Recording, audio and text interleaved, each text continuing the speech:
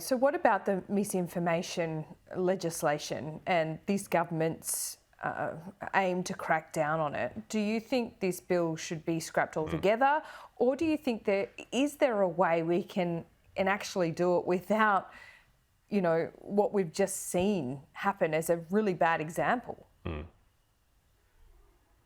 There's no question in my mind that this bill should be thrown in the bin straight away. It is an absolutely friendless bill. It's been attacked by the Media, Entertainment and Arts Alliance, by the Human Rights Commission, by civil liberties bodies, by the social media platforms themselves, by media organisations. You cannot find a single person who would defend this bill other than the Minister Michelle Rowland. Even ACMA, who is responsible for helping the government draft the bill, has emphasised that this is only a draft bill, that it is out for consultation, and the Chair, Nerida O'Loughlin, described the criticisms of the bill as very valid.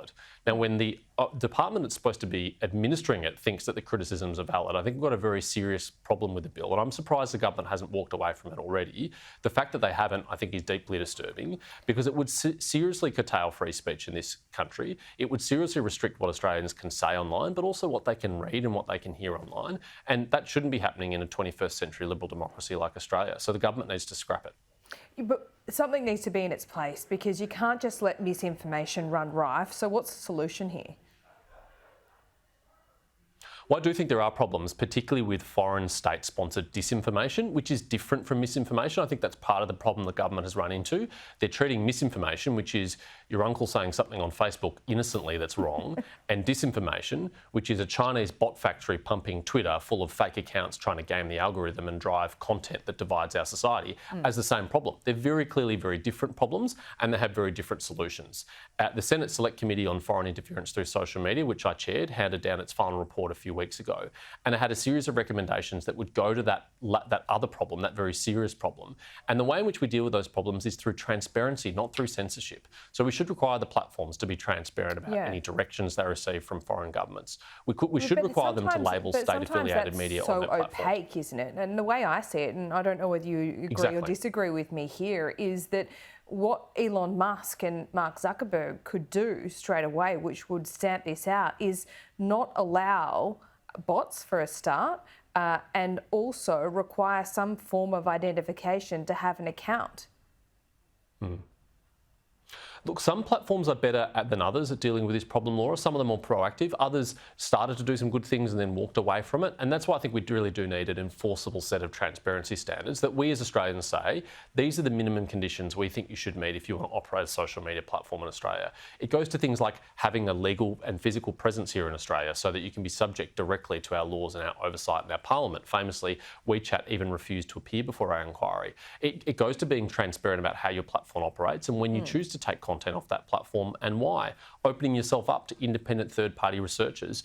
Often these independent bot networks that have been identified have been found by researchers and academics because the platforms have opened themselves up to that scrutiny. But there are a lot of platforms that don't do that, like TikTok and WeChat, that are very opaque in their operations. And I think as Australians, we should insist, you want to operate in this country, you want to serve hundreds of thousands, if not millions of users, well, these are the criteria you have to meet to operate here. Before I let you go, it is worth reminding our viewers what this fact-check unit was all about, how much money they potentially stand to gain from Meta. It was close to $1 million a year, and the unit at RMIT was essentially run by the opinion, I guess we could say, of a few. Is that fair?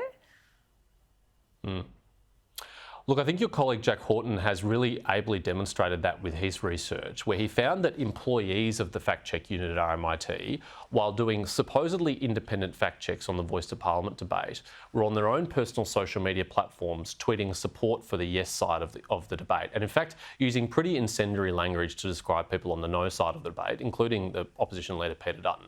Now, you cannot be both an activist and an impartial and independent fact-checker. But it seems that RMIT, the Fact Lab, has tried to merge the two of those things, and it's no wonder that they have so disproportionately and unfairly targeted the no side of the case. Frankly, I don't think they're well equipped for this task. I think they are very clearly demonstrated their bias, and it's wise that Meta has got out of the business of doing this with them. But the ABC has a very significant relationship with RMIT. I think they should be reviewing that relationship in light of Meta's decision. All right, James, good to talk to you. Thanks so much. A really important issue. Thanks, Laura.